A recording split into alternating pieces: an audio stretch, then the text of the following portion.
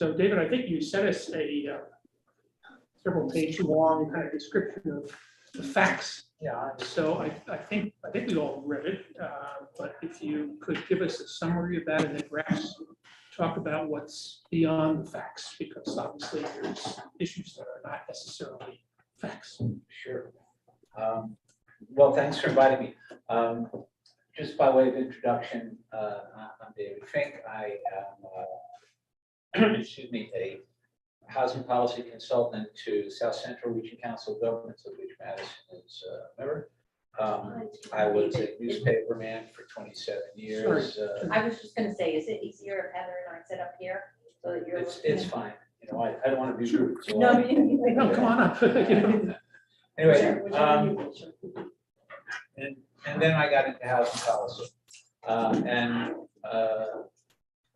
I call housing a tap water issue. And the reason I call it that is that when I get up in the morning to wash my face and brush my teeth, I go in and I turn on the water, and I have no idea how it got there. And housing is like that for most people. Most of the state and national polls say that 80 to 85% of people are satisfied with their housing situation. It means they can find the home that's appropriate to them and a home that they can afford, so they don't think about it.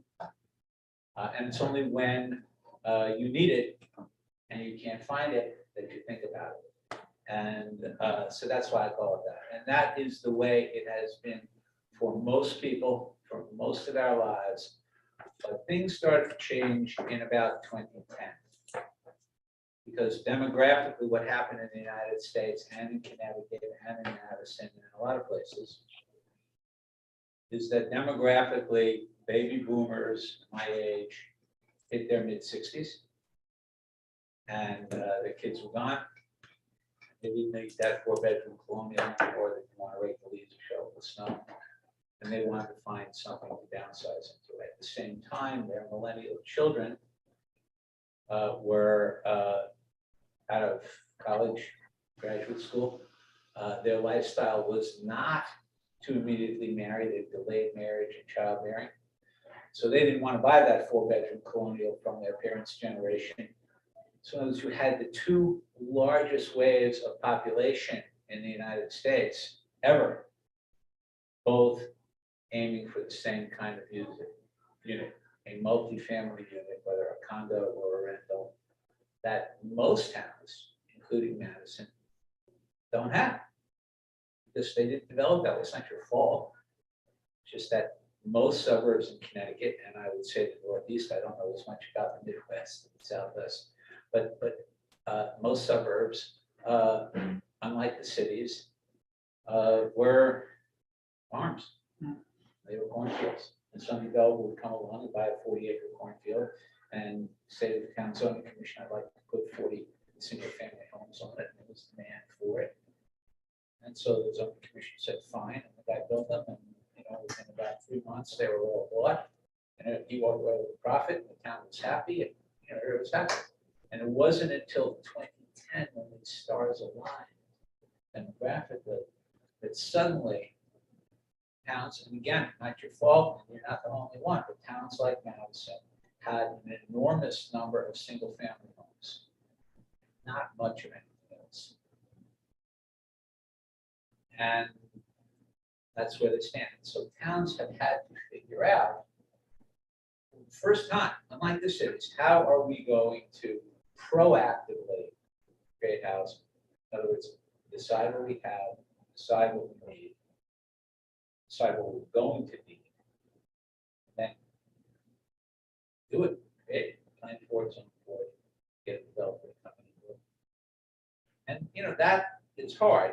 I don't know how many of you took behavioral psychology in college, but if you did, that a prime motivator of people is to avoid loss. They don't want to lose their spouse, their friends, their family, their home. In a wonderful town like this, they don't want to lose the quality of life and the town that they have. And so here you are, an affordable housing committee. I don't want to scare you, but you've kind of taken up, if not the most controversial issue the town ever faces, close to it. you are in the process of figuring out, well, how are we going to create affordable housing in a town that doesn't have a lot and never have to think about having it. And so that's a hard job. And people are going to be resistant. And it's not because they're bad people. And one thing that I've learned doing this over the years is, we think of people who oppose affordable housing creation as NIMBYs, not in my backyard, or, they get called by people all sorts of names, whether it's racist or classist or exclusionary or whatever. They're not. They just don't want to lose the life they have. You can't blame it. It's not irrational for someone, and this is what you're going to be up against, who wrote the largest check of their lives for that home, to worry about it. And by the way, everything's tied up in that home, like the family security, the children's education, their retirement, their quality of life. It's not irrational for them to worry that you're going to bring into town people to live in housing that are, people are going to beat them up and take their stuff. And, all the stereotypes that you see on TV, right? I think everybody who lives in affordable units is a drug dealer, a gang leader, or, worse, and that it's all going to look like, crap. And so you're up against a lot. And I just want you to know that there are other towns that have created affordable housing committees, and there are ways to deal with that. So what I hope to do is just take you through facts, things to understand. You're going to have to learn this stuff, but I'm happy to come back as many times as you can tolerate me to help. Because then you're going to have to communicate with other people. Because the way this is going to happen, if it happens, is to kind of grow this group from, a half dozen or 10, well-meaning, thoughtful people into more who understand. And like I said, getting the town to understand what you're trying to do has to be done in a non-judgmental way. It's the only way that that guy who's worried about who's going to come live in Madison, the town he loves, is for that guy to feel he's being heard. So he'll listen to you guys, but first he needs to know that he has agency and he's being heard and respected. And he should be, because it's not irrational to worry about.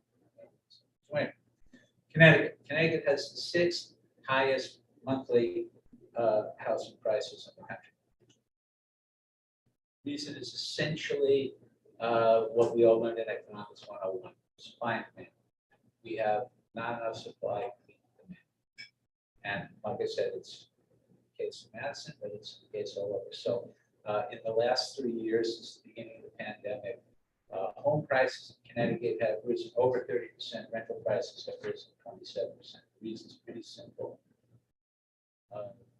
With a shortage of supply on the home side, only those in the upper half of the income spectrum stay in that market and buy a home and they have the prices. Without low and moderate income home buyers into the rental market, that increased demand in the rental market and rose, and rental prices increased 27%. The ripple effect continued. I talked to a bunch of homeless service providers today. We've seen a rise in homelessness in Connecticut last year for the first time in over 15 years, because people at the low end of the rental spectrum got it. And so they're showing up on the doors like shelters. So it's supply and demand. We have too much demand, not enough supply. David, can I just sure. pause? Can everybody attending remotely hear David well enough, or should I move the speaker closer to him? Can't Oh, hear you. you're on mute. I could use more volume. Okay. Can you hear me? Am I? I can move. I can Okay. move also. Okay. Yeah, but I could just wheel the cart a little closer. Well, that's not right. Sorry, I'll just go up to here. Thanks, David. About nationwide, about 2/3 of households own and about 1/3 rent. In Connecticut, that's a little bit higher number of homeowners than renters. In a town like Madison, even a little higher, I don't know the exact statistics. It's probably about 70-30. Among renters and homeowners, about 48% in the state are burdened by their housing costs. What do we mean by that? More I than don't know if that is- when I was getting my first apartment out of college, my parents said to me, don't spend more than 25% of your monthly income on rent. So you had some money left over for food, clothing, transportation. HUD has put it at 30%. So you are considered burdened by your housing costs if you're spending more than 30% of your income on housing. So statewide in Connecticut, 48% of renters, 32% of homeowners are burdened by their housing costs. In Madison, it's higher. It's 57% of renters, and a little lower on homeowners, 28%. That's bad for them, obviously, because they don't have much left over for all the other necessities of life. It's also bad for local merchants. It's bad for the state. The state doesn't get as much sales tax because people don't have as much disposable income. So high housing costs they're not good for anyone, except, if you're a landlord, you get high rent when you're selling your home.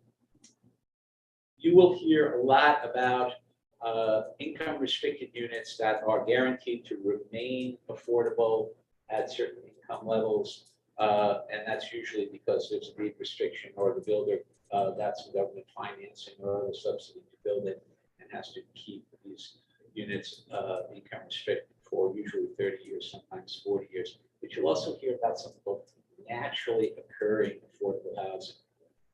People talk about the naturally occurring. They look at the price of a home or the rental price and say, well, I could afford that. And they suggest that's naturally occurring. And in some cases, it is affordable, but to who?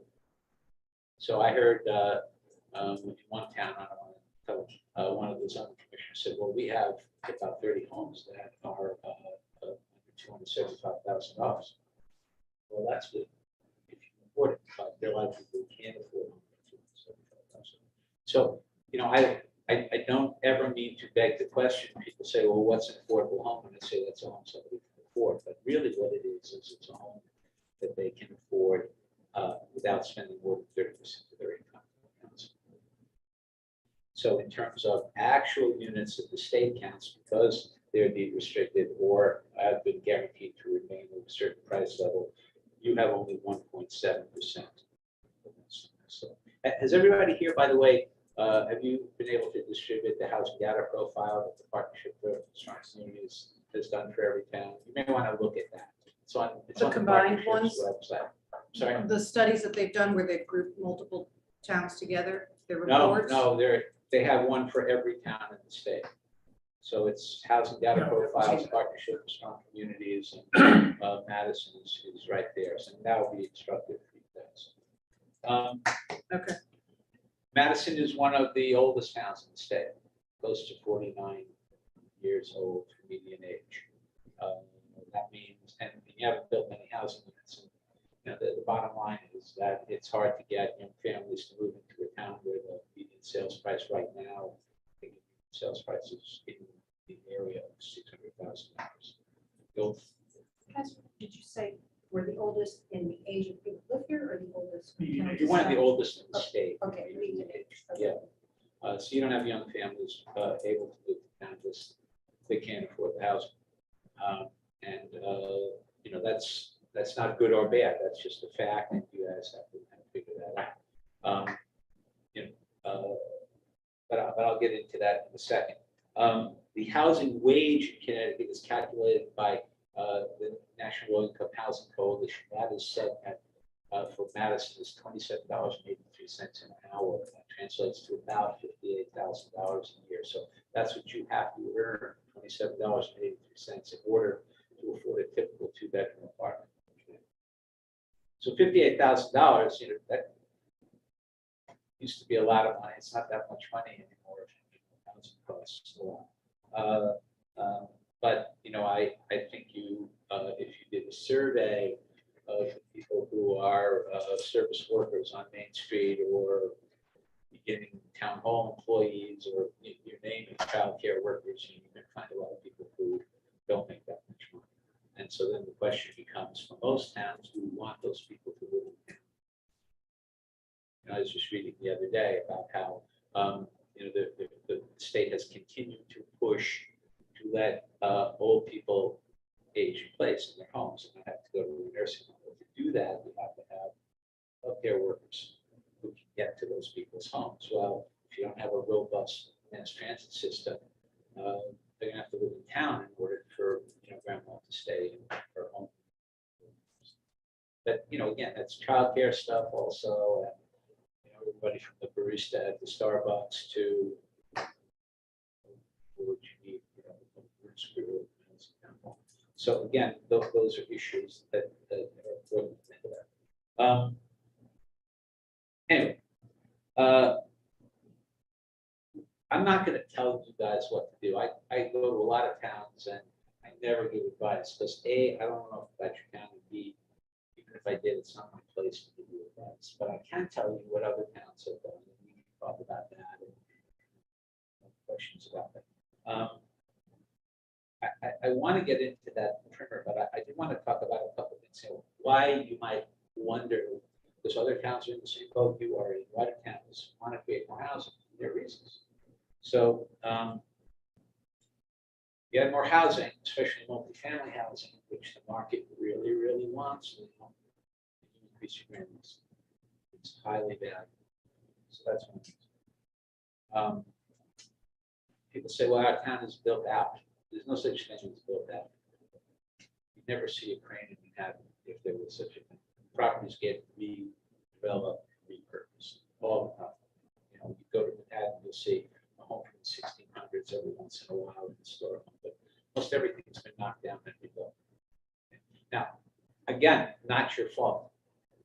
Suburbs have never or rarely had to redevelop properties because they're too young. The property's too young. Cities have had to do it. That's why cities have redevelopment authorities. So they'll walk up to Aaron and in fact and say, Aaron, your property is in a spot that, commercial strip or bus line, that's really good place for multifamily housing. And if we rezone this property for multifamily housing, you could get twice as much for it. How about it? Now, Aaron may tell the redevelopment guy to take a hike, but Aaron might also, 3 out of 10 Aarons might say, yeah, towns don't know how to do that. But we're trying to coach them to do it. As a matter of fact, Aaron probably knows this later this month at Scrog. We're going to have a guy from the Metropolitan Area Planning Council in Boston, which is their regional planning agency. They did a study about how old strip malls in every town's got 6 to 8 stories. That time has passed by because 2 or 3 of the storefronts are vacant, and you can go to that strip mall and say, hey, when the leases are up on those other 5 stores, how about we rezone this for multifamily housing? And it won't freak people out. It's not in the middle of the neighborhood. It's not going to mess up traffic patterns. Great spot for it, right? But towns don't know how to do that. Not their fault. They just never had to do it before. Cities have done it all the time. Okay. We're going to have a whole session on that, which we're all invited to recommend. But anyway, what other reasons why towns want to do this? They want to help their baby boom residents, older residents downsize. So they want to create the kind of housing people who want to do that. And have those residents age in place. They want their public safety workers, their teachers, their other lower paid but essential workers to be able to live in town. They want their children to be able to come home after college and graduate school and make a life in the town that they were born in. And so parents can get to see their kids not just on Easter and Christmas, but Sundays for dinner. They want more customers to support merchants.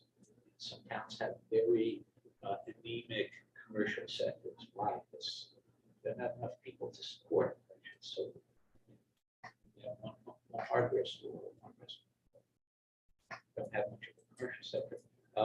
Businesses in county labor pool. I have to tell you, the business community in this state, I don't know about Madison, but statewide is suddenly really interested in more housing creation. Why? They can't afford, they need labor. We have a labor shortage in the state. They can't afford to pay higher wages. So the Congress of doing that is to cut workers' expenses. What's the largest expense a worker has? Housing. It's 32% on average of every household budget. 32% housing, 19% transportation, 6 to 12% energy. Those are the three biggest movers, except if for a young couple that has children, childcare can trump all of those folks, because childcare is really expensive. Again, you can cut the cost of that if you let some childcare workers do it. But again, these are the reasons why towns want to create housing. Property tax revenue, workers live in town, customers for their merchants. People who live in town for 30, 40 years able to downsize. Adult children come home to live in town. And then, of course, there's the obvious ancillary benefits. You allow people to move into town, you get a different mix of restaurants and shops and music and art, cultural activities. So those are all the reasons. There are a lot of options and ways to do this. I think but before you begin to consider that, what you're going to be up against as an affordable housing committee is you have to talk to people what are essentially myths that they've heard over the years.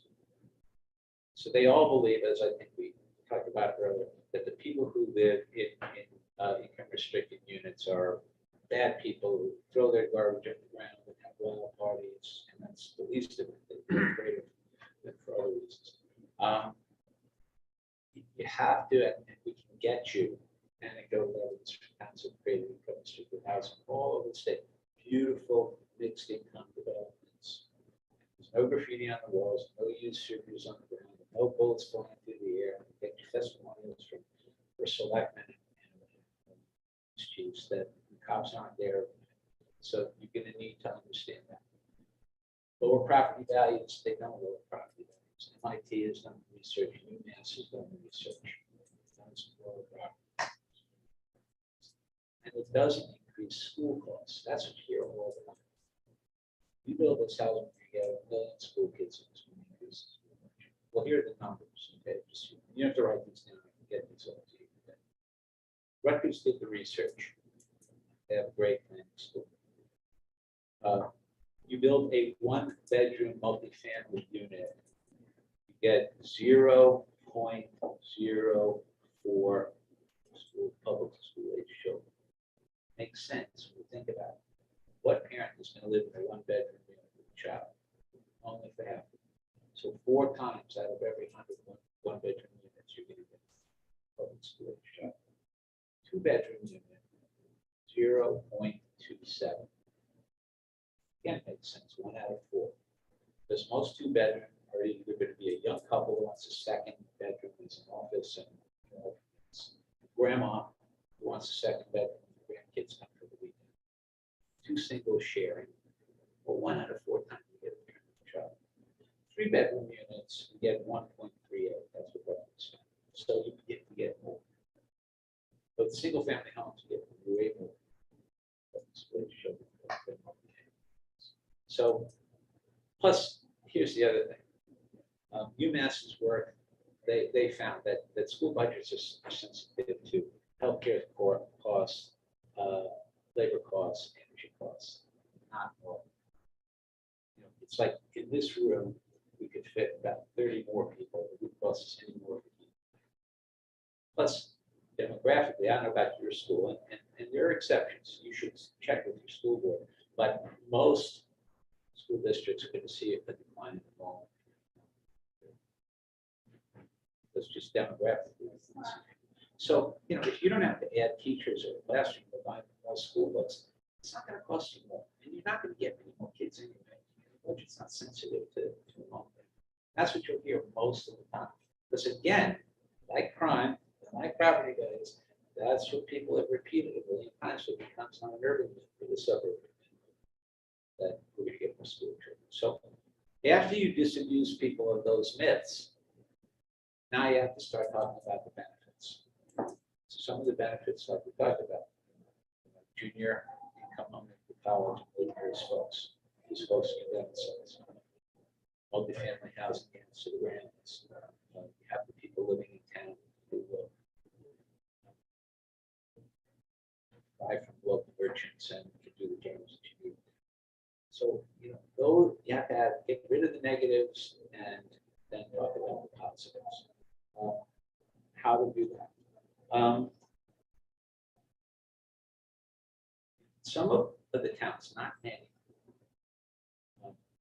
that I've been to, have had what I think are some really smart meetings where they brought together, they didn't have a affordable housing committee, but they brought together the zoning commission, the school board, the board of selectmen in one meeting.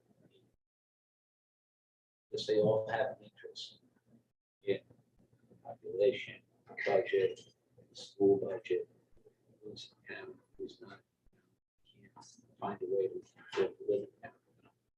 It's really good to make housing not just the province of the zoning commission. So that's one. Second thing is, and Aaron knows this, we had a session 2 months ago. You don't have to have sewer and water and other infrastructure to build, to create density, generate density for affordability, because the developer has to put enough units on an acre of land to spread its land costs over. It's got to charge a lot for spread the land costs. You don't have that density. Now, there's no guarantee that the state of the art will allow you to get rid of the wastewater safely, both environmentally, public health standpoint. But technology has come a long way.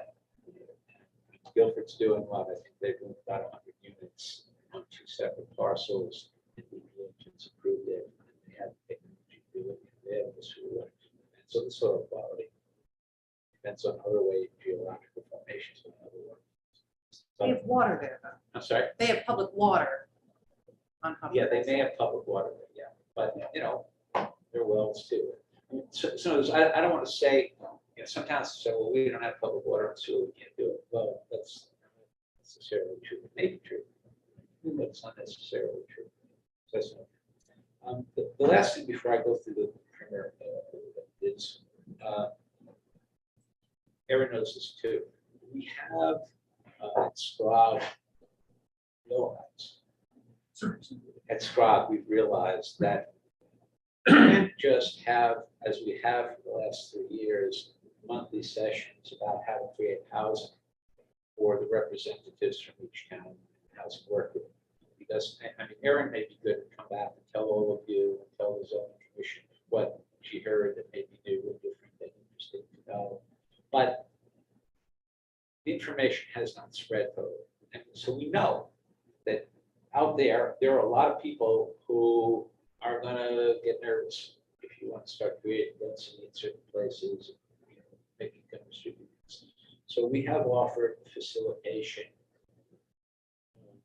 of community discussions. So like I said, to bring in that guy who wrote that check for the house and was worried about that. I think it's really important. You guys have to figure out whether you want to do that and effectively build this group into a larger group. The metaphor I came up with, because I drink martinis, is taking over a cocktail and building it into a larger area. What is you need to expand to understand this. And again, you got to be patient. I was talking today to people in Guilford. They started about a year and a half ago. They now have a group called All In from Milford, about 60 people. It's expanded from 20 people. And they're getting there. But I tell people who want to snap their fingers and solve the problem right away that we were a long time into this mess. And it's not a mess that has built, like they said, it's a mess that was just born of the fact that no one ever had to think about this. Well, now we do. But now we have to figure out how to talk about it. So now to the primer. Should I stop here? You guys have any questions? Why don't we stop for a second and see if there's any comments? Let's start with people on the, Eric and Peter, anything to say? Okay. Nope. All right. Okay, Thank you. That was great. Very helpful. No, Okay.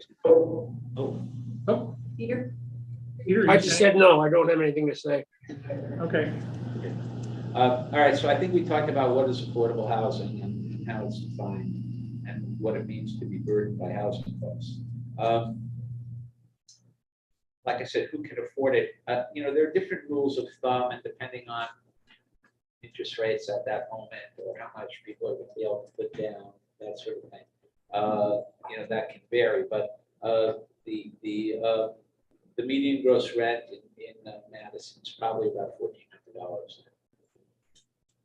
So again, if you do the math, if $1,400 equals 30% of the town residents' income, the monthly income is about $4,700, and that translates to an annual income of $56,000. I am assessed every salary in Madison, but you go on the Department of Labor website, which I've done. There's We 6 actually have some information on that was submitted with an affordable housing development. The developer hired a planner who, Brian Miller. Brian Miller. And Brian pulled the records of salaries of town employees and presented that at the time of the application to the Planning and Zoning Commission and said, here are all of the town Can't employee live. positions who would qualify for this Yeah. housing. It was just interesting to see it from our employees. I have it in the, it's in the application materials. It's just as an FYI, yeah, to share it. David, can you go back on that? Because I thought in our affordable housing plan, the number was closer to 1,800 a month. It might be. I looked at some 2-year-old numbers. Like I said, the prices have gone up. So yeah, if anything, I mean, I think you should kind of assume they're a little higher now. But And I would think that Concord Meadows, their rents are pretty low.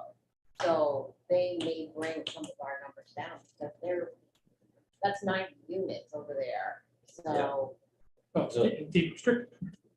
those Those- Well, it's Yeah. because of the funding Yeah. source. Yeah, that's why it's yeah, so qualifies as affordable. the thing that surprised me, again, it's nobody's fault, because nobody's ever had to think about it before. But, I gave you some of the occupations that make less than $60,000. It's not that we've lost perspective because we're dead people. We probably never had perspective, we never stopped to think about how much is that person when we rushing to the Starbucks at 6:30 on the way to work, and the guy makes us a latte. Don't realize how little that person's getting paid. Right. The $1,800 is 30% of someone making 80% of the AMI. So if you're not making the 80%, then your 30% is going to be lower than that. So that's what that chart So was. that's actually kind of the threshold for something to be qualified. It has the cost, the carrying cost for somebody who would be 1,800. Is that basically what it is? Like if we had a developer come in here and say, yeah, I'm going to create affordable housing, he's going to be using that $1,800 number. The statute is 15, if they're coming in under the Affordable Housing Appeals Act, to qualify, you have the 80% and the 60%. And so you would split that for your total 30% set. If it was a set aside development, you would have 15% of the units at 80% and 15 at 60%. There's a need for 50%, and and which are some of these numbers that David is explaining. If you're making $50,000 a year, you may, depending on what your salary is, the goal, you shouldn't be spending more than 30% of that salary, which we may not be able to touch that aside from Concord Meadows, which is restricted for either elderly housing or the disabled. When a developer comes in, like Guilford right now is kind of looking to create an inclusionary zoning ordinance, which for those of you who don't know what that means, that the town will set a percentage. So if a developer comes in who's going to do 100 units, whatever the town has set, 10%, 12%, 15%, they have to make 50% of the units affordable at certain income levels. I have told Guilford, because I was on the phone with them last week, that a Guilford, which is another wonderful town. We saw a real shortage of multifamily units and income restricted units. Probably does not have to worry about requiring 10 or 12% of trying to developer to make 10 or 12% of the units income restricted, because that developer is making so much money on the market rate units, whatever it is, 90 or 88% of the units that are market rate, that he or she is going to be able to eat the cost of the affordable units. Now, there may come a time in Guilford where they have a surplus, saturated market of multifamily units, and the guy may say, I can't afford to make 10 or 12% of the units income restricted. I can't do it well. I told them they have a long way to go before I start worrying about that. I would probably say the same thing here. I'm sure it's the same here. Yeah. So again, though, the issue is, and I want to say this about like units that somebody at 30% of income or 50% or 60% before. A lot of towns that have started proactively creating housing for that. You don't have to make the perfect damn meal good, and you gotta like crawl before you walk, walk before you run. And so politically, and you can never stop thinking about the politics of this. Politically, it may be more palatable for the first development you do to be 10% of the units at 80% of the area median income. Not because that's what's needed, but it's not needed. It may be more palatable because 80% of the area median income is not exactly low income housing. But when you build it, all those people in town who were worried about what you guys are going to be ramming down their throats are going to say, whoa, that looks pretty nice. Because you're not asking the developer to eat a lot of costs. It's going to be nice to design, look really good, the landscape is good. And they're going to see that the people who live in the income restricted units are not beating anybody up, stuff or calling any lies. And they're going to see that the cops aren't there every night. What that's going to do is going to allow them to build more. Because people will say, oh, the world didn't end. And believe me, that's happened in a bunch of things. Okay. Now, is that, are those 80% units, 80% of the AMI units going to solve the whole problem? No. Understand, there is a trickle down effect. If you build McMansions, that's not going to free up housing down the way. But right now, and Aaron knows this, there's a theory that says if you build units affordable for people from 60% of median to 100% of median, that frees up units for people at 30 and 50% of median. Why? Because there aren't many units between 80 and 120% of median. So those people not being able to afford those units are buying these units, lower cost units. So now if you build something for them up here, they can afford to rent those units. It's the supply down here and the price goes down. So you're directly helping some of those lower. I mean, I don't have facts if you do, but it seems to me that if we were to do something like that, where you put 80%, things would be just fine, as you described. The cops would be there all the time. There would be crowd in the street. And then after a very short period of time, people will ignore the fact that those would be restricted in. Any value would not translate into saying, oh, affordable housing is okay. I mean, I think that's I'll give you an example, which a personal example. I was born and raised in Yonkers, New York. And Yonkers, years ago, Yonkers got into a very, I actually had a friend of mine's car blew up, he was an advocate for this. But there was fighting, people were actually at each other's throats, literally. And the city owners went bankrupt, a lot of things went wrong. Built the housing, no one even noticed. It's there, it's actually attractive, there is no garbage in the streets, and everybody just forgot about it, and it's over, and that's something, so I'm trying to think of how to translate that idea of trying to go dipping your foot in the pool or toe in the pool, and then how that builds on support for it. It seems to me that's It's a Well, hard one of the- translation to make it. Yeah, I mean, and you're right, there is a distance between here and there. But I could, if you wanted, create a self-driving tour of mixed income housing. Very wealthy. State. You go there and you see that, wow, that's really pretty nice. Frankly, they look nicer now than the day they were built as a landscape. We did this through Casio. Ed Casella was the attorney who kind of led the tour a little bit. We took a bus tour for zoning through Old State Road, Westbrook. Where they have this. Yeah, and toured the And you facility. can do it virtually too, because in other words, you can take pictures of it and show it to everybody. You can put it on the town website. Sorry.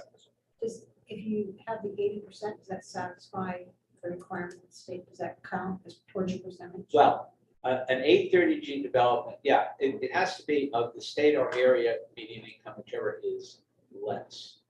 So the state median income is going to be less than the Madison area median income. No, it's not because of New Haven. It's a countywide thing rather than. We're in New Haven, Meriden. Oh, you are, so it Yeah, may, that's yeah, what We're lower. regulates. So we're roughly at, I think this year is 100,700 is our area median. 100,000 is the area median income. Yes, Yeah, so 80% of that would be 80,000. but 830G Right. requires both. Well, It- in an it 830G requires the development, split yeah. between the 60% and the 80%. But you wouldn't have to do an 830G development to get units that would count toward. No, well, my 10%. question was whether or not it counts toward the state's 10%. expectation that the town gets. If it's 10%. deed restricted. And so, For the- that's Yeah. all I'm assuming. it's- Right, so if I as a developer Yeah. walked in here and I said, I don't want to do an 830G development, I want to do, I want to do 100 acres here and I want to make 15% of the units, 15 of them, of the 100 units. Deed restricted at 80% of the median income. Those would count. And that counts. So if I could ask one more question, what, because I wasn't following the reading the logic. When you said, talked about inclusionary zoning, and you said you didn't think Guilford needed to do that, or Madison needed to do that. did No, I think they understand? need to do it. They do need to do it. But I was saying that I don't think they need to worry. So, see, here's the problem with inclusionary zoning. I can require you, if you come into my town, to say that, 50% of all the units, or whatever percentage you decide on, let's say 50%, are going to have to be income restricted. And you can say to me, David, I can't afford to do that.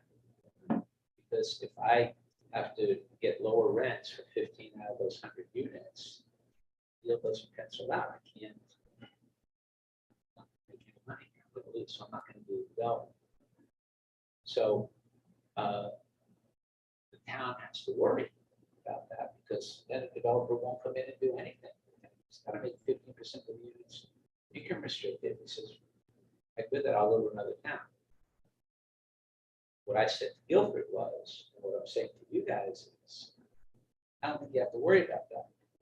Because the 85 units that he can sell or rent at the market rate are going to bring him a lot of profit, because there's such a shortage of those units in this town. And everybody would give their right arm to live in Madison, right? So they'll pay whatever price he wants to charge. And so he'll make so much profit on the 85 units at the market rate that even if he's renting or selling the 15 units at cost, he'll still make a lot of money. And there are a lot of developers, by the way, who are happy to build mixed income housing and will be very happy to build it in Guilford or Madison or a lot of towns in the state. Yeah, but we're getting But how does that- developers who say no. So then maybe I totally don't understand how this works then. How does that help us achieve this 10%? if they're This not- 15 out of the 100 units are going to be income restricted. And they're gonna count. Particular area gets designated. Yeah, If you want to build in that area, you have to build affordable housing. It's not necessarily just a zone. It could be town-wide. It could be any You zone. can apply it to subdivisions and number of, developments over a certain number of units. There's that requirement, say, for example, that 15%. And I guess the question, I think what Maybe you're I'm missing misunderstanding something, yeah. is that requiring a developer to set aside that 15%, the town shouldn't worry about placing that burden on them because they will be able to get their, recover their money. Where you may get pushback, if we impose this, you will have developers who Let's try it again, say. let's start again. An area gets designated, whether it's townwide or it's a street or whatever, an area gets designated. And when a developer comes into that thing, says, I want to build a house. And you say, well, this is an inclusionary area, you must, if you're gonna build Well, I this, understand that part. okay, and so from a town that has high real estate values. Yeah. Just like the multiple housing down across from the train station. Those are $2,000, $2,300 units. Yeah. If he had decided to pull, 10 of those, or 3 of those, or 4 of those, that they qualify for it, he still would have made a lot of money. Well, I totally get that. What I guess I'm not understanding is to say, I thought I'm hearing you saying we don't need to worry about a developer setting aside units because they're gonna make so much money from these other units. But I'm saying to myself, well, if they don't set aside units, how are we making our 10%? I think it's, What- we don't need what- to worry about them pushing back, saying that this is not feasible, that you're preventing us from Economics work. You developing. mean we don't have to mandate it because we can just ask them and they're not gonna say no? No, they will say no. Look at Bradley Road. Bradley Road said, we cannot build this multifamily apartment and set aside any, we're Numbers getting don't that pushback where, even in a friendly conversation, And why are you say, saying that? you're saying it's too expensive So, Whether to that's be true or able not. to set which is aside. a good moment to segue to the costs of building housing, what goes into it, okay? And we're in a very difficult Yeah. time now, okay? Because, well, let's start at the bottom. What does it cost to build housing? Land costs, labor costs, material costs. So, right now, material costs risen. Supply chain issues. I need some work done on my sweeping porch in the back. The guy told me today, I can't get this. I get it. So if material costs are going up, land costs are going up, that's going to add to the price of the house. Labor costs, I don't know that they've changed that much, but there's a shortage of labor too.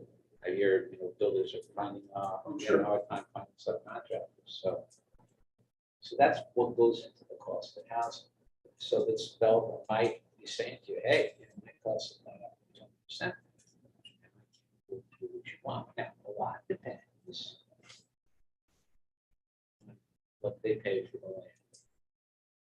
I have seen really good mixed income developments, both congregate in multifamily and single family homes. Actually, they're kind of single family condos. They're on a lot of land, but there are common areas that they're, but anyway, built on former industrial properties.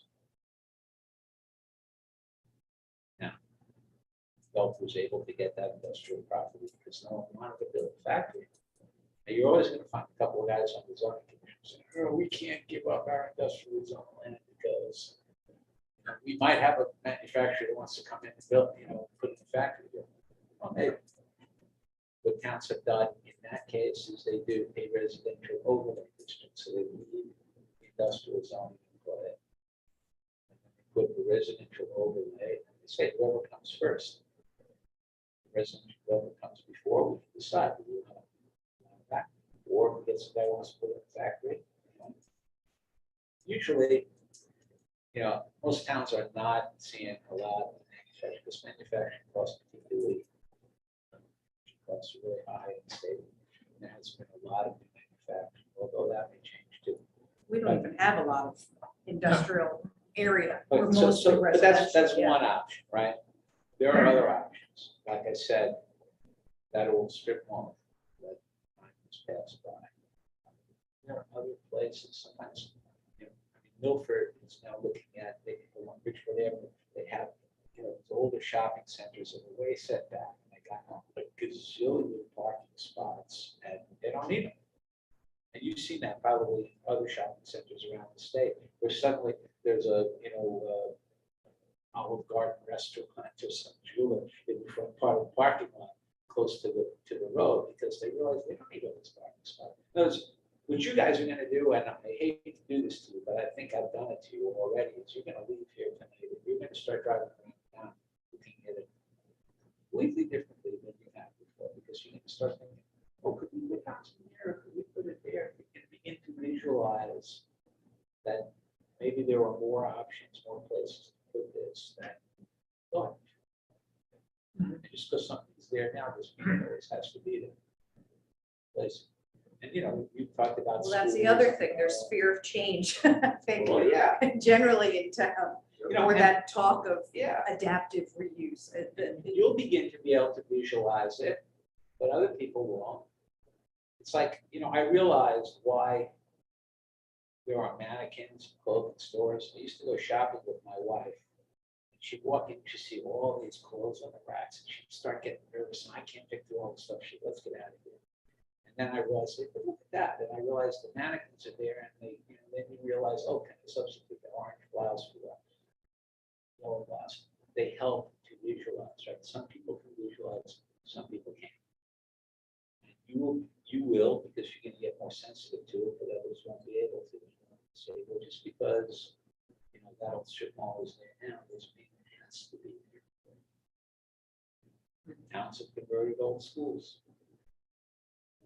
Examples of repurposing success stories and maybe some of the pitfalls those people had to deal with in order to get that success. Because there are buildings around here we could repurpose. And quite honestly, I'm surprised that we voted to have a community center at the academy, because I thought that would have been perfect for affordable housing. Right. But you know, so there's there's cost involved. Yeah. And then there's also the type of developer, just going back to what Aaron just said about the Bradley apartments. Well, that local developer said, hey, I can't do that. Well, is that because he built a building as opposed to a B building with regard to materials? You know, so Well, sometimes the footprint of the building doesn't allow the utilities, the water, the electricity go up a certain way. It becomes prohibitive to move those and move the load bearing walls. So the footprint of the building may not work. There are remediation costs sometimes. You know, a lot of people have said, well, let's use that old mill that was there. Well, the old mill may have dumped, you know, benzene on the floor, and the cost of getting all that soil out of there makes the development prohibitive. So it's not as easy as can be done. Having said that, yeah, I mean, downtown Hartford's got resilient buildings that they, you know, there were buildings that they turned. And, you know, it can be done. West Hartford, you know, We don't have any, we may have some spots, but we don't, something downtown Hartford, old No. insurance companies. But I mean, West Hartford, I've seen it in a few places. West Hartford has one, old nursing home. Yeah. Uh, One of the other questions, though, is, you know, even think of our end caps, you know, in our east end and our west end coming into town. Those are our commercial zones. We have a lot of our post road is residential. Yeah. And then you have Madison Center.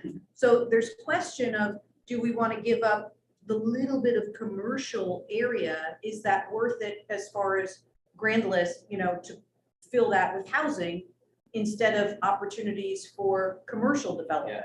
Yeah. That's one of the concerns also, because some of those areas might be appropriate, you know, or the easiest to develop, I guess. You know, West Hartford is allowing second and third stories of some sorts. Who's it? Mark Twain said, you know, invest in land, God's not creating anymore. Well, he was wrong, because you don't have to create land going out horizontally. You can create land going vertically. You know, so you allow second and third story above the store on the ground level. Create land. For the point, investment in West Hartford Center with Blueback Square, but there are empty storefronts. Reason? Because they didn't allow second and third stories for the longest time. So the guy who owns that property has to get all of his rental income from business on the first floor. If he was getting rental income from people living on the second and third floor, he could lower the commercial space rent. Maybe that guy can make a living there.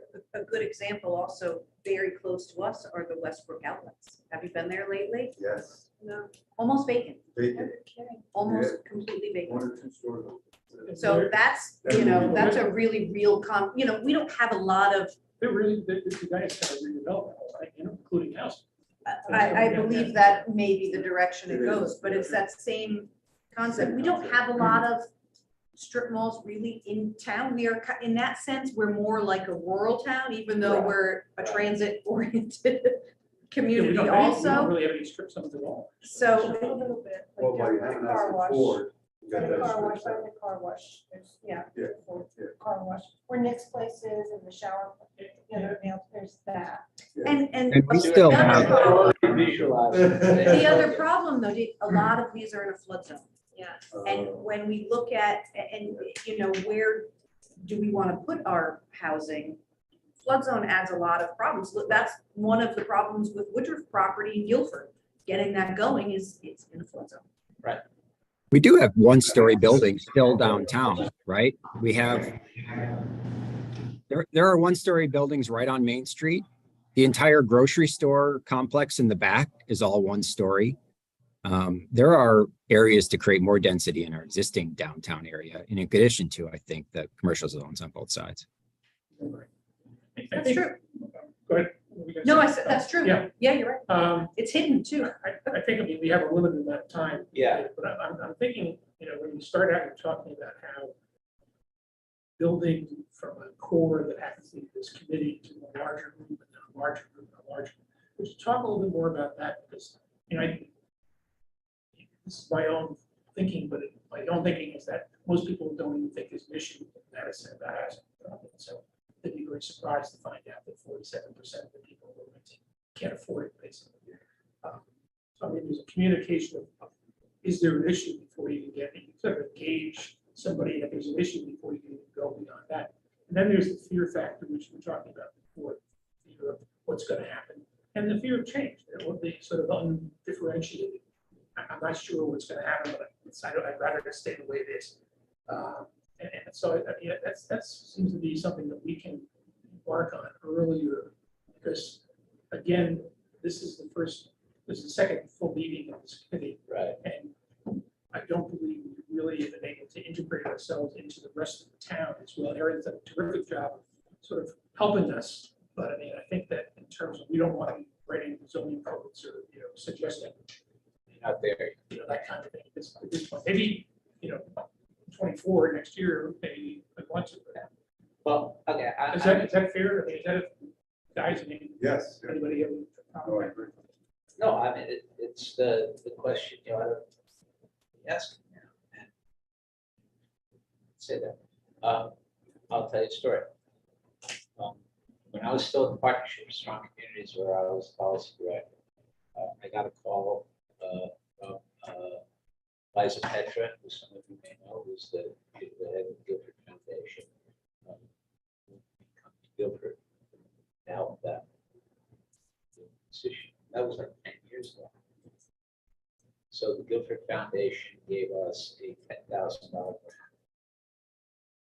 And they had a kind of, I don't want to say moribund, that sounds pejorative, but they had an inactive interfaith council, which was interested in housing. So they reactivated that. And they added a bunch of other people to a housing committee. Business people, the school superintendent, the first selectman, the state rep, the clergyman of the largest congregation, two largest congregations in town, a couple of other people, realtor. Anyway, they asked me to come to town, so we talked. And, we went through an education process. And then we had, because we had in-house capability when I was in partnership, somebody knew how to create videos. We created 2 videos for them. One with sound, one without. One without sound, if you can imagine, had 12 different people from town. The people knew, they weren't like the people that they'll build statues of. But in any event, people who had tentacles out into the community, they belonged to the Rotary Club, they belonged to the Chamber of Commerce, somebody who made, I've seen Lou off, who's on their board of selectmen, and she was the head of the library, and everybody down here. So the first video without sound was 12 people holding up a whiteboard saying Guilford needs more housing options because, and then they each filled in their own reason. And we made a video of that. Played it, they ran it in the library as the vestibule of their library. And so everybody in their public library is very well used. So everybody would come in and say, go on and say, hey, Mabel, I saw Eric on this thing. They were talking about why we need more housing. So we began to get conversations going at home. And then we made one with sound, where instead of writing on the whiteboard, they said why they thought it would need more housing. And they played that before the zoning commission and the Rotary Club and the Chamber of Commerce and other organizations. Got a conversation. Then they had town meetings. I went to 2 of them at the public library. They had well over 100 people, and I came. To stay as long as they had questions. And ultimately, they created a conversation. So that when they conveyed town property for that, Woodruff. Yeah. They had a referendum in town. It passed 200 to 30. That was most of that effort, right? Was to build up to that That's right. referendum. And now they're talking about a zoning ordinance, which the zoning ordinance that the zoning commission is, they're still discussing. They're going to adopt something. That started 10 years ago. So Well, it was before the requirement for these plans also, Okay, you know. So I'll tell you this, I mean, I'll happy to come back and speak with you guys, just not as people. I'll come back as many times as you want. you don't know us. To answer your questions. What's that? You don't know us well enough yet. so He's you gonna don't need know if he's martinis sure. on the next one. Yeah, you know, so if you serve drinks, I'll be back and so on. But you gotta be patient. You have to take your time. Because, like I said, you can start driving around town, look at things a different way, think about things. And you're gonna have more questions. And then you're gonna have to communicate that. You're gonna have to disabuse people of the idea that it's gonna bring crime in the courts of school children. And you know, and the most important conversations, if you can expand the group, they happen, on the sidelines of the soccer game and in Ireland at the Stop and Shop. And like, what the hell is that committee thinking about doing? And you're gonna have to be able to say, no, that's not exactly right. Or at the zoning board meeting, when the developer comes and makes his presentation, some of you are gonna have to show up because they're gonna have people standing up and say, I want you to change this town. They're not going to be bad people who do that. Like I said, they're going to have rational concerns. If they be wrong, you don't have to worry about what they're worried about, but you're going to know that. They won't know that. So you're going to have to be treating them in a non-judgmental, kind way and hear them. That's what I mean about building out this group. You have to invite some of those people. Mhm. You're going to have to get the Rotary Club to send its members, businessmen. So you're going to have to build this. But first, you're gonna have to learn a little more conversant. Yeah. So Do you find that at least in Guilford or any other experience you have, that the religious institutions are a good place to start? yeah, I mean, again, I've approached clergy, some of whom have wanted to get involved in housing issue, and some of them haven't. Because remember, and I don't want to sugarcoat this. This is the third rail. You're playing with people's security and their, their financial health and everything. You start talking about who's moving in down the block. So some clergymen, just like some mayors and first selectmen, I met well over 150 mayors and first selectmen over the years. And believe me, except for 2 dogs that I won't mention, these are all really good people. The mayor first selectman busts his or her ass for them. They're out most nights and they know that they need more housing options. But they also like to get reelected. And it's a hard issue to bring up because a lot of people just don't understand. Because there are people who just don't understand.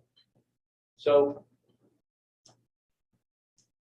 yeah, I mean, I think you're off on a glorious adventure.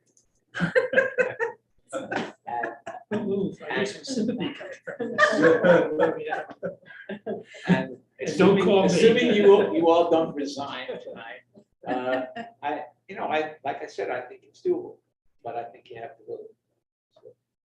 David, from an educational perspective, with the committee starting out and trying to get all the right information to be able to start educating the public, do you recommend anyone else to come or any other good resources for the committee that we can invite?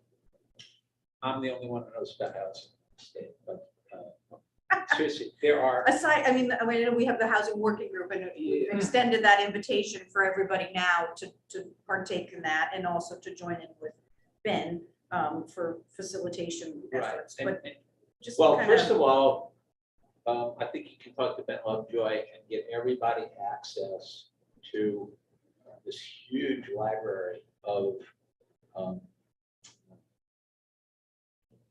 videos they're shared. of our sessions and materials and articles. Okay. And they're all, you can see what the topics are, and if you're interested in this, so you can all do that. I mean, some committees have split it up, so somebody gets, becomes expert for everybody on inclusionary We were zoning. talking about Somebody that gets too. expert on wastewater management. So you can do it that way. But anyway, there's all this material Is there. Ben still covering this or is it the new planner? I saw that they just introduced a Well, new. yeah, they have Stephanie Camp now, and she's going to be in charge of that. But I would Okay. talk to Ben Okay, so that you guys can get I'll get that for uh, everybody.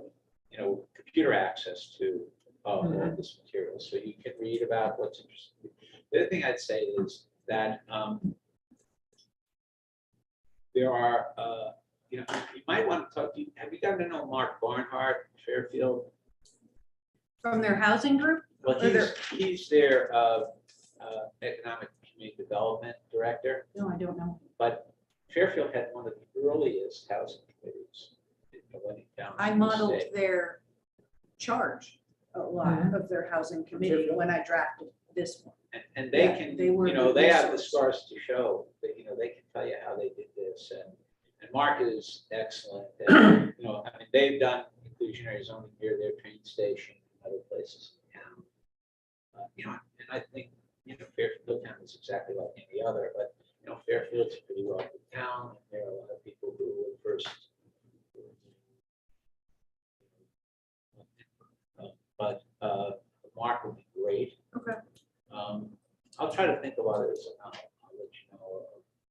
There are developers who, everybody thinks developers are carpetbaggers. They want to come in, make a profit, get out of town. They're really good mission-driven developers who would be great to, I think we're going to definitely do that. Well, yeah, and I know Chris Widmer from just working with him in Guilford for his, nonprofit development, and we have a partnership here who's working on it, but just, if there were any other good or successful projects that. yeah, I mean, there are Tend to come in for-profit and do developers this. who are just, Yeah, they're we're- okay with making a little less profit because they're gonna have an affordable set aside of benefits. They know how to make a profit doing it. We are going to talk to the Hope Partnership, which is, are actually committed to building. Some affordable Yeah, housing. they're doing something now, right? Yeah. Yeah. And, they're working. and I I think, yes, we do want to talk to some commercial developers and just try to understand their point of view, just to hear their voices. And then also, I think Aaron is setting up this mapping, what is it, we call it super mapping. Power map. That's with Ben. So Right. that's our next Well, level. that's how moving you're up gonna with bring in Ben, more Of people. getting Yeah, in. which sounds like a very good thing to do, actually, yeah. The power map. Well, because what you're doing there is you're figuring out where are the centers of power in your town. And that sounds like, like a Muslim thing. It's like, it could be like in one of the towns that he lived in for a while in eastern Kentucky, the volunteer fire department was where some of the old boys hang out. The barber shops. Yeah, I've seen those those. are those are the places you gotta bring in. Because those are the people who talk to other people. So like you asked about the clergymen, in Guilford, I think their congregational church and their Episcopal congregation were the two largest in town. And they were actively involved in their housing. Yeah, I don't even know. That's what our interfaith, I mean, that's who essentially started our 90-unit subsidized. Yeah, that Do they was still interfaith. exist? Do they still Yeah, they're on the board. There's a representative on the Oh, they board. do, yeah. So even the board would be a good, Yeah. or somebody from that to tell you how they're. People, I'll leave you with this. People are good people. If they know that everybody needs a place to live, that's appropriate and affordable. Like I said, you just get a little nervous about where you put it. So it's like the old thing, location. Location is everything. If you can find places to put it, make sure it's designed. 98% of people are neither going to live there nor know anyone who lives there, but they're going to drive by. So as long as it looks nice, they're fine, right? As long as it doesn't mess up their neighborhood, don't mess up traffic patterns. And there are things you can do. We talked about the cost of development. Well, my town uses parking requirements as a bargaining tool. So they'll lower the number of parking spots that a developer has to put in, because they know, especially if the housing's going to be walkable to services or on the bus line, not as many people are going to need as many cars. That's one of the biggest complaints of people for developments is traffic and not enough parking. Well, you have to figure that one out. Depends on the location. My town gave for the very first time, talk about conversions, an Old Sisters of Mercy convent. That That's an converted interesting. into They're over here, too. 300 units.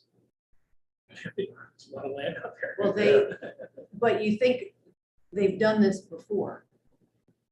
Right. So that's an interesting So connection. they gave a to tax abatement. consider to those at some guys. point. First time my There's a town lot of ever gave a land tax abatement. Mhm. So you can lower their taxes, you can give them density bonuses, you can cut their parking requirement. There are a lot of things you can do. Now, you can incur a cost that they might otherwise, towns have put in roads that the developer otherwise would have to take. Well, some of that comes from funding also in the inclusionary zoning. If you can't, or if you're unwilling to set aside those deed restricted units, then you pay the pop. And your fee in lieu of, and then that money can be used for these types of things. Yeah, I mean, I just went through this with Jamie Stein. I basically don't like in lieu of fees. Or you for all the reasons, but the basic ones are that you get money from the developer, you don't get a housing. So you still have to find another housing developer who will use the money. And then if you get too much money now, you got to figure out, well, who in town is going to figure out which developer gets money, which developer doesn't, how much does each one get? And, managing a big pool of money is, and then you got to make sure it's a big pool of money, because if somebody gives you a minuscule fee in lieu of building that affordable unit, that's an easy out for them. We get a lot of tiny little fees and not much else either. Having said that, that may be the best you can get in some cases. It just may not be, local just may not be able to create that affordable set aside and still do the deal. And you throw away all that potential housing. So in lieu of fee may work. Also mixed, I would also tell you, and this is what, you should definitely deal with both, they're great. But nonprofit developers usually have to put together a patchwork quilt of financing. It's been a nightmare. Yeah. To be. Just for getting a little from The the funding. state and a little from the bank and a little from the foundation. It takes them a long time to amass financing. And during that time, the market can change, the costs go up, et cetera. And then in order to get some of that government financing, they have to make a much larger affordable set aside. They'll make 20% of the units market rate and 80% of the units income restricted. Now, my advice to anyone, this is the perfect world, and again, perfect innovative. I think, if you can make 15 or 20% of the units income restricted and the rest market rate, that's great, because it gets you toward your 10%. It provides the units that you need for people. Also, we're creating a lesson for everyone in town of integration. I'm not just talking about racial integration, but about class integration. That the lawyer can live down the hall or down the block from the paralegal, and when it's long, the doctor can live down the nurse. Everybody begins to see that we don't all have to be so separate. And that is, I don't know, that may not be your goal, but that is a goal of a lot of towns. Create that kind of, I don't think we're going that, for the committee, I don't think we're going to that extent yet. Yeah. But we make so that to me would be the perfect, enough market rate units that the guy can make a profit, developer, but also so you make a dent in low and moderate type homes. So, like I say, I'm happy to come back anytime you want. We'll So just make sure that any of you guys here, Questions? anyone on the screen here, do you have anything more to ask David? Talk to David. Okay, it's been so open. Very helpful. really Appreciate you taking the understandable. drive How come my down, kids didn't understand that? That's a whole different story. Yes, I know he's working on it. For them, I had to repeat it 400 times. And for those of you who have kids, you understand. All right. Thank you. Thanks, David, thank you. Welcome to stay if you want. Okay. All right, well, happy to help, be in This was a good touch, and help, I can yeah. direct you to some other people too. And you'll see new faces at the next meeting Can't wait. of the working group. Okay. Well, good night. Great. David, Thank you. Thank you.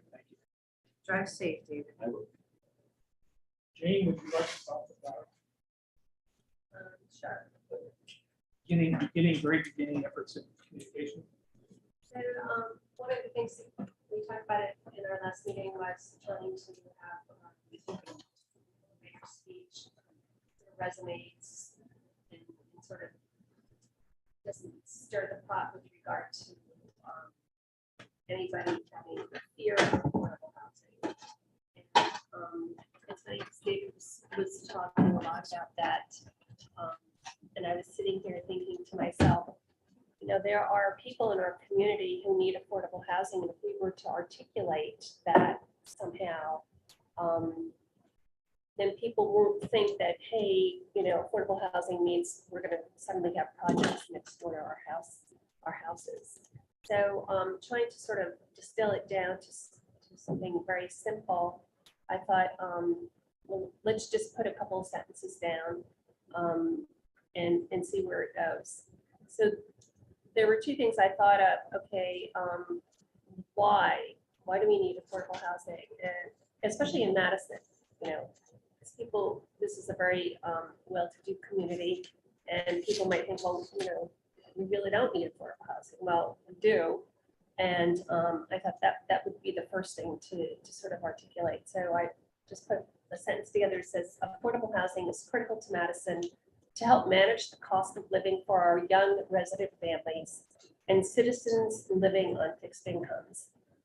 Some people said, well, wow, we should say seniors living on fixed incomes, but there are people living in the town on fixed incomes that are not seniors. So I didn't want to do that. And I also didn't want to come across as being discriminatory in any way. So there's a segment of our population that desperately need it. But to the point that David made, earlier is, if you start providing affordable housing in one segment, another segment benefits because suddenly you're alleviating some of that pressure in at certain price points and making room for others. And then the obvious things are, what happens with affordable housing is it frees up discretionary income, but it also creates a more stable environment. People are not hopping in their cars to drive here, a half hour or 20 minutes from their home or longer to come work. So it affords a stability and ends up strengthening our community. Was the second sentence that I put together. And I think it's critical to sort of emphasize that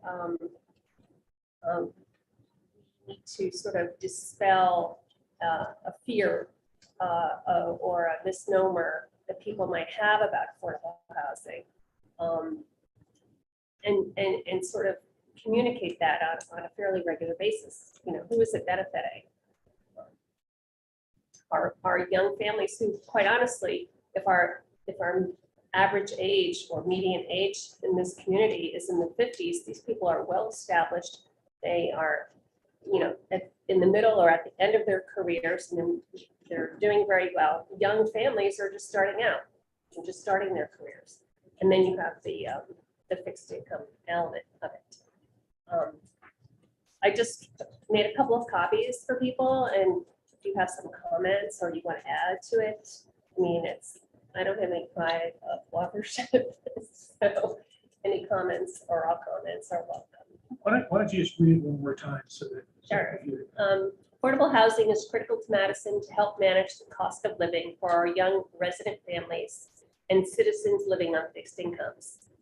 It affords stability and strengthens our community. I guess, Peter, go ahead. Eric, is it? Oh, it was Eric. Yeah, it was me. I was just gonna say, sorry, I think it's broader than young families and those on fixed incomes. It could be public service employees, it could be young people who don't have families, right? I found that definition of who we were targeting to be limiting as far as diversity of people in our community. Okay, so young residents. well, I guess what I was gonna say is similar to that. I think the groups can be expanded. We could actually the groups, there's the college graduate, there's the young professional, there's there's the people that work in the community, whether it's I don't know how you phrase it, but it's the people that work in the grocery store and the firefighters. There's probably it's a way to describe people that work in the community. And then there are the young families and senior citizens or people looking to downsize. So there's many groups actually that could benefit from this different kind of Is this housing. a vision statement or? Yeah, I'm not quite sure what we're doing. What are we It's so that- establishing here? Yeah, It's so I that guess we're that's all my on the question. same page when we do talk, when we go out into the community and we okay. are talking, we should all be on the same page and saying the same thing. Okay, so this is for Having- us. This is Yes. for us. Oh, This is okay. for Correct. us and how we convey Okay. what we believe the importance of affordable yeah. housing is. Okay. I think some of that's also in the plan too, that as far as promoting equity, sustainability, quality of life throughout town, not just for specific groups. Yeah, I think that's a good point. But it was to really sort of go on the offensive more so that we don't run into what David had said, which is that you have people that have these sort of visions of what affordable housing will do or change, or what kind of environment will result. When he first came in, he said, people think of, bullets flying over their heads and various other things. I think it's just a reminder to the community that these people are here and they're struggling, and affordable housing is meant to help the people who are here currently. you know, Well, and. those and who can't expand afford it. to It's live actually here for go people that also. aren't And I thought here. it was- Yeah. It's actually And for it's people that, not just, it's not, Yeah. I think it's people, I got the impression it's actually more for people that aren't here because they can't be here. What's a combination of both? Well, Yeah. I wonder, as, I'm just thinking of what David said as far as some of the resources that are on the Scrog, and even kind of using this as a starting point, and if I sent, if we get links to this, it's just a share drive, I believe, there may be some helpful language in that of talking points or something, that we might be able to pick up on and kind of. The one Use page as part of document this. that he spoke about has a lot of interesting facts on it. Is that the Remember Scrog seeing that, I mean, I have that, but I think he was, I, that I have one, but it's like the 2 years housing old, data so profile.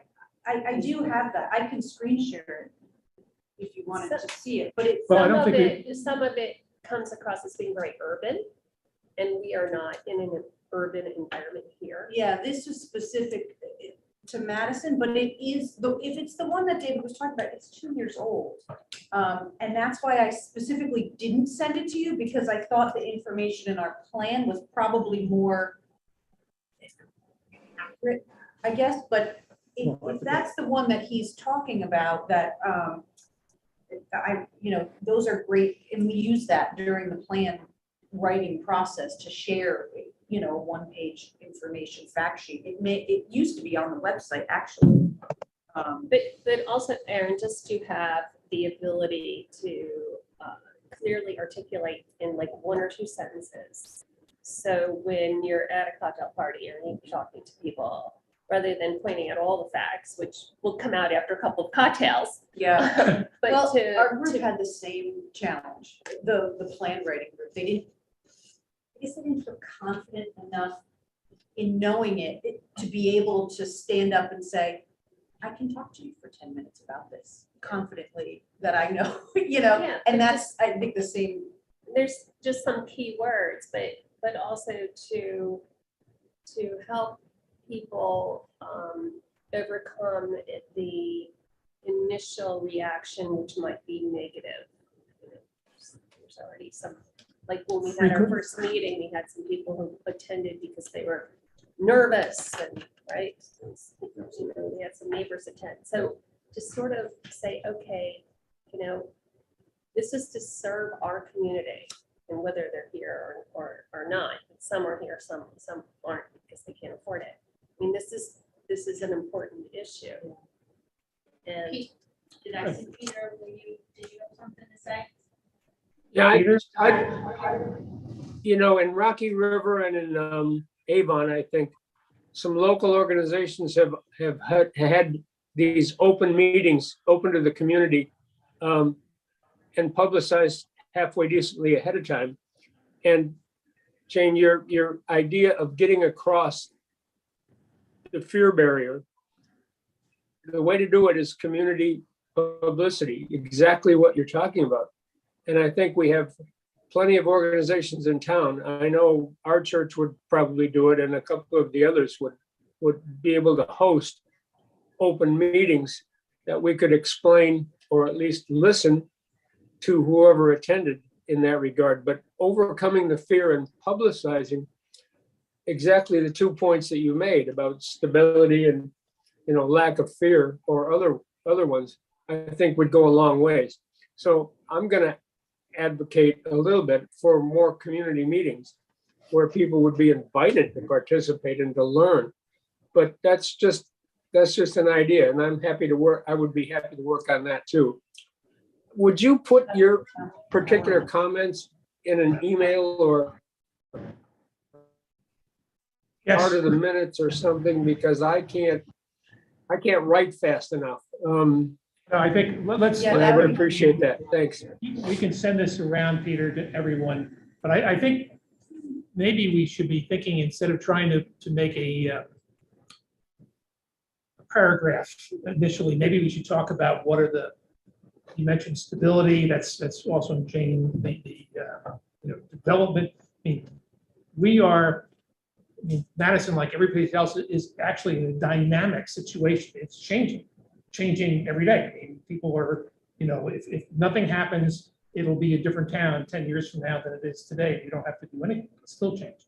So what we want to be able to talk about maybe are a few words that people, that could resonate with people, like stability, that we, and I believe that actually increasing the affordable housing in town does in fact add to stability in the whole town. It creates a better base for taxes. It gives you a little bit greater interesting town to live in. The idea that David mentioned of different restaurants and different shops and stuff like that. So, I mean, maybe we should go back to just thinking about a couple of key words. Jane, what do you think? Yeah, so we'll put it in the meeting notes and send it in an email to everyone. And that's what I was trying to do, just to highlight the keywords that are meaningful, that will help to resonate with people here. And maybe it's young residents, it's their young resident families, citizens living on fixed incomes as well, and maybe there's other things. But to try to come up with some keywords so that we all kind of, it just rolls off our tongue. And we're all on the same page. Well, with your permission, can we ask everyone between now and the next meeting in 2 weeks to just write down, the 2 or 3 or 4 key things that you think are most important in terms of getting across when we have those meetings that Peter is talking about, which I mean, we certainly don't want to have those meetings, but we don't want to be having a meeting and then people ask us questions and we don't have the answers. We don't have a position that we can communicate fairly cleanly and easily. I So think people will be affected by some of the data. It's actually. with David, yeah. Yeah, I mean, what is it, 47%? 47% renters? of renters. Yeah, I mean. That's a higher number than I If you thought. throw that It's into 57, conversation. it's 57% of our renters are cost burdened, 57. and 27 or 28% of And then if you homeowners. say that to somebody, if they come off like with the negatives, like, do you know that 57% of the renters are burdened? Cost burden, that Cost means they're burden, thank you. spending more than 30% of their cost income burden, on people housing. might stop and think about that, so Well, and even the figure of 28% of homeowners. yes, that's The majority of town is homeowners, 28, 28%. One out of And four. some of those Throwing that in people are your very highest end homeowners also. Your most expensive homes. Yep. Are, so it's not who you may associate It's with, not the you poor know. people. Exactly. Let's agree that we will, let's write down some keywords that we can think about and then see if we can consolidate them at the next Yeah. meeting. And I guess along that line, just thinking of the 30%, if we have residents who are not paying more than 30%, then that allows them to pay for their medical, their restaurants, supporting our businesses, and, Yeah. it gives you more flexibility in your other aspects of your life, Good point. as opposed to Right. just dedicating that all to, because if you're Living paycheck to overtaxed, paycheck. you're not going out to your restaurants, you're Right. not shopping locally at your shops, you're going at discount, you're going outside of town for those things. Jane, anything you want to add to that? No, I agree. Any That's other why I comments? Eric, you? Here, okay. Yeah, I think, Peter, you make a good point about the meetings. I think we want to try to do that as soon as possible, but I do think that we need to spend a little bit of time next time on with Hope, Yeah. and then hopefully, a couple of other people we can meet and talk to before we go out into the public. But Aaron just reminded me that we are having, when is that? It's this 2 weeks or something like that. The power mapping that we are invited to join. So I think that's down on the agenda, but I'm gonna share an invite to all of you. And I apologize that you're screen sharing my calendar here, but it's going, yes, April 25th from 1 o'clock to 3 o'clock. And it's gonna be at the senior center. And that is an opportunity where we have our facilitator, Ben Fink, is actually David's son. He will be joining us, and that's his specialty. Basically being able to create these small working groups, these meetings where So this meeting is to identify, those key areas of our community, where those power people could be. Creating that mapping, identifying those folks, and then making a plan to move forward and contacting them to see if they would be interested in having these kinds of groups. And at these meetings, for example, say it was at a church hall, plan it maybe after an evening dinner or before one of their regular events, working with whomever the leader is, and then David would structure that meeting, and he would lead with Ben.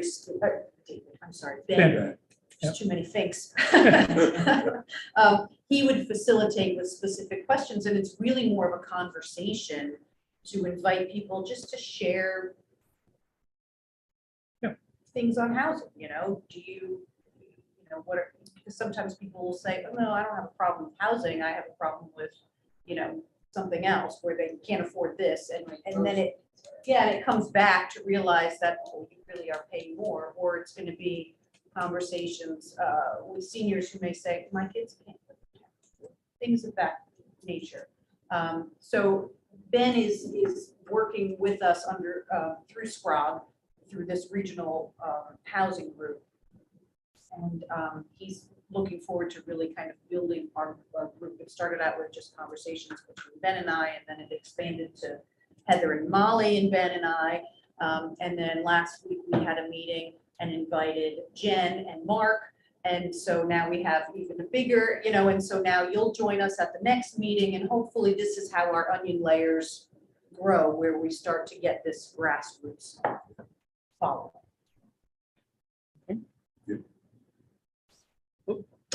Aaron, that leads us right into item number 6 anyway, so why don't we talk about some of the other things? This is your, you added this. How did I write that? Strategic plan and the regional housing work. Oh, okay, so I did add, I think, and so the strategic plan is, the Board of Selectmen are taking on this strategic plan process. There was a draft, I think, done back in 2019 that was never formally accepted or adopted. And so the Board of Selectmen have hired a consultant, and she and her firm will be working with, we have a working group here among staff and the board. It's basically, the draft plan is on the website. You can take a look through it. The strategic plan is essentially the operation of government, right? And fiscal responsibility, and setting out a 10-year plan of how the town will do that. It's interesting that the strategic plan update is now going to run concurrently with the POCD update, our plan of conservation and development. So we're trying to work very closely to make sure that our efforts are, combined efforts. We're not flooding people with multiple surveys or confusing people with what, where they're providing feedback. So the Planning and Zoning Commission is working with the Board of Selectmen on that to combine efforts. So you may, I'll keep you updated as far as public outreach opportunities and feedback opportunities. I think the earliest they'll start with gathering information from the public is the beginning of May. So we're working on some survey questions. That would be on the strategic plan, the POCD. Yeah, and I think what we're going to do with the POCD, rather than do a separate survey, the Planning and Zoning Commission meets tomorrow night, actually, and it's our plan of conservation and development conversation. The first meeting of the month is always dedicated to the POCD. Right now, we're kind of talking about the natural environment. I think you'll be a little more involved in the built environment when we get into infrastructure and housing and things of that nature, which is coming up next. But we are going to go through a list of potential survey questions. The strategic plan consultant has, her boilerplate survey questions where we can kind of pick and choose what seems relevant. A lot of them are geared specifically to strategic planning. Now, the Planning and Zoning Commission, we're going to try and put in focused questions that would help us gather information. So that we're going to talk about that a little bit tomorrow. As far as housing, I don't know how many questions we're going to focus on housing because less than a year ago, we did 2 surveys about housing. We had the SCROG Regional Housing Survey, and then the Affordable Housing Committee put together another survey. And all those questions and results are here in the Affordable Housing Plan. So we're likely just going to kind of recycle some of that. I don't really think a lot has changed since then. What else? And I guess just to that, as far as public outreach, we did collect, and I mentioned this before, over 200 email addresses for folks who responded to that survey who were interested in receiving updates or more information on affordable housing. And so we have them in a listserv here, and we can do email blasts to them. So that's kind of a nice little tool, you know, people who have already expressed that they're interested in. They may not be in favor of it either. They're interested. But No, right. And you can see it. I don't Yeah. think the plan has written comments in it. No, that's not. I have them if you want to see what some of the extremes were that came I think it might back. be interesting, yes. I don't think they're eye-opening, some of them. And I don't think they represent the whole of our community, but I'm happy to share them so you can see Well, it might be interesting to see both what the we people who received. are vehemently opposed, if there are such people, or vehemently in favor. I mean, it's. Yeah, you know, general negative questions. It wasn't, Yeah. nothing was site specific or, they were all anonymous comments, but some of them were What do you think? I think it's worth looking at. uncomfortable, I guess is the word. I think I'll share here. Yeah, go ahead. I was just gonna say, the vocal minority is often what you're managing. And so I think knowing and understanding what's already out there and what we may face as objections, even if it doesn't represent the broader town, is good to understand and know, because it'll come back. You know what the negatives are, so that you can understand that when you're going out with the positives. Yeah. That's right. Well, Preemptively be prepared. Yeah, I'll send them to you. Yeah, I mean, I think there are people who are aware of like 830G and are afraid, but they're not sure exactly what that means. And so we had the people in our first meeting who came here because they heard some space was going to be developed. And all of a sudden, they were organized. I mean, you saw the ad in the paper. They were organized and they're angry. And hopefully, as we go along, we are going to be there ahead of time, and people at least understand what the process is, rather than just getting mad and it's harder to change. Well, no, of course you do it, but it's harder to change somebody's mind than it is to talk to them ahead of time. And you know, if you already think that you guys are doing some nefarious thing behind your back, they're going to go on that assumption, and it's going to be very hard to make them believe otherwise. So I think that that's part of our job. And not that we're going to specifically handle something like a particular development, but the whole idea, if we're out there talking to people over time, hopefully the word gets out. Yeah, that was one of the biggest feedback, or understandings that the initial committee came to that conclusion, is that there is just not enough, people don't understand. Right. And they said, and we don't understand. And this was the educational component, and even talking to Ben, he said, this may be the majority of your first term, and I think, and that's just as an aside, this isn't meant while you're called an ad hoc group. I think really that was established because of the new charter adoption, requiring the Board of Selectmen to create committees and commissions by ordinance. And so that was the reason you were called an ad hoc committee in the beginning, because they have to formally establish you as a permanent committee through ordinance. And Peggy did confirm that that was that's the goal of the Board of Selectmen. So while you do have a 2-year term and we have a 5-year plan, this is not something that's going to be cut short. The goal is to continue this process.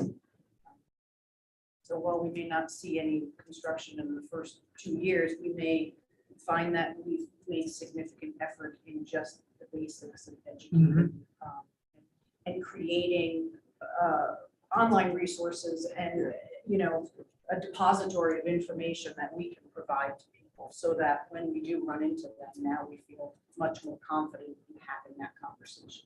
Yeah, I mean, I feel that if there's an issue and people get together and there's a meeting, if one person at least has the right information, they can, it'll change the context of the meeting. Instead of Yeah. everybody just agreeing with one another, this is a terrible thing. And I think Ben's idea of saying, we will meet you, say, we're gonna meet our first responders, that Madison Hose Company says, okay, come to one of our general meetings, come to the firehouse and talk to us on this evening. And then we're there in their safe space. They're not showing up at a hearing where they're limited on, and we were invited in and they're just talking to us about housing. It's not a threatening situation. And we may find that we make a lot more progress that. Yep. Any comments? Everybody okay? I think it's in the right direction. Yep. Yeah, it is. So, It is I mean, I a think good concept. I would just ask that I assume you're going to be at the planning. Run them Unfortunately, all, yes. for your sins. And so I think it would be just important if you would raise the issue that affordable housing is something that there's a committee working on. I mean, they're aware of it, but just at the meeting when they're thinking about these kinds of things. Yes. Affordable housing should be in people's heads. They don't have to be necessarily doing something as part of the POCD. Yes, and the benefit is that we have the same consultant that we use for our, Oh, so right? John Yeah. Guskowski from Tyke is, he was served as interim planner between Dave Anderson and myself, so he has created, relationships with the Planning and Zoning Commission, although we do have new members. But I've worked with him and his partner in time, and we worked on this plan, and he's worked, so we have a lot of that the same folks involved. So he, I think is a great link also for this. And Carol, our chair, I do meet with her ahead of every Planning and Zoning Commission meeting just to talk about what's on the agenda and things going on. And so And she well does care aware. about affordable housing. Oh, yeah, Yeah. absolutely. And I think that was clear when the plan was adopted. I mean, that process involved, as David said, and we didn't have the Board of Ed, but we did have joint meetings between the Board of Selectmen and the Planning and Zoning Commission, because you can't have one without the other, working against each other. So we really do have to keep this a dynamic conversation between all powers that we. Yep. At the last meeting, it was brought up that we should be thinking about having subcommittees. And we did have in the, as the meeting that never happened, as we referred to it, we did discuss that, and we did give people, or people accepted assignments on different areas.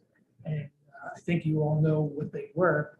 Is there anybody that we want to comment about this? Is this a good idea at this point in time to begin to break it up into smaller committees or subcommittees, which subcommittees consist of one person? Conceivably. So we do want to participate in all these other events that are happening in the town, starting this month with the power mapping. So I mean, we would want people to be able to go there, so that the whole committee is not going to every one of these sessions. So I think anybody want Bennett said that he's Sorry? coming. I think Bennett said he's coming to Power Mapping. He did say. He did say Yeah. something about it, yeah. Could you elaborate what the subcommittees are that you've already established? So I have your notes. You have, Yeah, well, I don't have my. notes you with me did, yet. so in your notes, initial responsibilities, Jane had an interest in transit and legislative activity. And then you had Peter and Francine about regional or neighboring town. What other towns were in? Yep. And then Anthony was financing, and Eric was looking at nonprofit information. Still good. I guess I didn't kind of map out what. The one area we, Everything, or are we forgetting something? the one area we might be missing are commercial developers. I felt like, uh, But why don't you, Eric, make that part of your responsibility? We have both kinds of developers rather than splitting it up. Okay. We need publicity for sure. Well, that's Jane, I think. She has probably got the best hand at the. Yeah. Yeah. Is that the educational? Jane is going, she's interested in the legislative and the transit, because transit is something. Transit can be legislative as well, as far as good point. changes, or are you talking like train station? I think we're trying to understand. Want to say what you? Well, I was assigned this. You were, well, you were. I didn't like say, I didn't say I was an expert on it. No, none of us are experts. So, I think I it's the guess, idea of the I guess how it interrelationship, ties it. how it ties into affordable housing more And than. where, at what point, actually, when actually, I came down here, somebody in the zoning department, and they said, well, there's no correlation yet. But I think as we get closer to, I guess, making any sort of recommendations, then understanding any sort of intersection of where I think there transit comes in. absolutely is a correlation. So I'm happy to kind of talk to you about what our conversations have been, looking to join the Estuary Transit District, which has just recently been renamed, to expand housing, or to expand bus services and things To like expand that. What services? Bus, Bus services? yeah. Okay, Um, okay, yeah, okay, that would be We great. actually, yeah, and we have a transportation survey out right now. We're looking to partner with the Estuary Transit District and SCROG on a pilot grant program for micro transit program, which is basically subsidized Uber type through a small bus. It's being done currently in Old Saybrook through the Estuary Transit District, and it's on-demand services, not a general schedule. So there's a specific area, and it's been very successful. And the state has put a lot of money right there now available for micro transit for residents. And we're looking to partner, hopefully with Guilford, for a pilot program to bring this in and create a route. Who's actually in charge of that? Like Like, who's running that program? And where's the that? Estuary Transit District is running it. And So they're getting the money from the state. yes, they're exceptional at getting funding. They've been very successful, and we're working with Joe Comerford, who I believe is the director.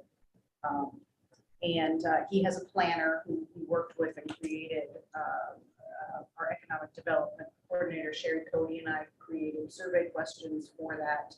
And so now because this grant opportunity is available, we're trying to show that this could work in a suburban setting. Can you put me on that correspondence or whatever information you have on that? Because I don't. know that. Yes, so there was, I was invited to a meeting last week that I could only attend half of it. My understanding is that the transit district is leading a grant application that SCROG is supporting. It hasn't been submitted yet. I think it's due by the end of April, but I'll keep you informed. Well, Kaya mentioned with the financing, looking at developers. Mhm. And most of them I know is residential. Eric is going to be talking commercial. I don't know if we should team up or be separate. I think, would it be okay if you guys work together? Sure. Yeah. That's okay with Is that Eric. right, Eric? Anthony, yeah. Okay, thumbs up. Sure. I think it'd be better that way. Yeah. Split board. We have 1 minute. Yeah, we do. And during the 1 minute, we're gonna talk about next steps. Next meeting, we've invited the Hope folks to come by here and talk to us, so we'll have a session on that. Have you, are you hoping that I have reached out to No, them or have you? Eric has actually. Oh, you have, okay, I was gonna say, I think I've dropped the ball. He's our subcommittee. You're right. Okay, good. Yeah. Taking my first action. Do we need to send her an official invite or anything, or No, I don't think I so. don't know how that works? Okay, She- I didn't know if her there was an name will official appear- process. Her name will Who's appear coming? on the agenda though, so she should be forewarned. Yes, she is, and I'll follow up with her and make sure that she confirmed, but I'll follow up and just remind her. Okay. And then also the other thing we talked about is coming up with some keywords to think about and see if we can begin to start making that process a little bit better than we have right now. Any other comments? Any other questions from anyone? I know last time we talked about having the town clerk come and talk to us about meeting minutes, agendas. She's Oh, available whenever you want her. So that's up to you. She sent We can me, see if she's available next meeting, which is 2 weeks from today. do you want her to come then? Yeah, because I think that's when we have to start. Oh, right. So someone in the clerk's office can help me. Actually, it's the Okay, town so I clerk believe the today. week, that's the week we have to file through the system. Oh, That's effective at the end of the month. They pushed it back. Yeah, so our next month. meeting will precede that. Yes, so I think our first meeting that we'll have to use the online method is May. But so I think So having are- her this next meeting, so we hear about it next meeting. So you want another educational training on the I website? don't know, do we need? Did we've all everybody gone attend through that? I did. It was painful. It was it. It was painful. painful. It was really was, It's yeah, an it was awful terrible. program. It was. Well, I think, and we haven't received the documents, you know, the step-by-step Right, they just send documents. I that out. think in theory, it'll be pretty easy. It's kind of point still. And I think from a lot of agendas in my office, I think what we're gonna end up doing is just creating a Word document and then copying, pasting things into, so that we have a working, you know, I tend to have a working agenda leading up to the meeting in case we want to add things, and then, and you can save them as a draft.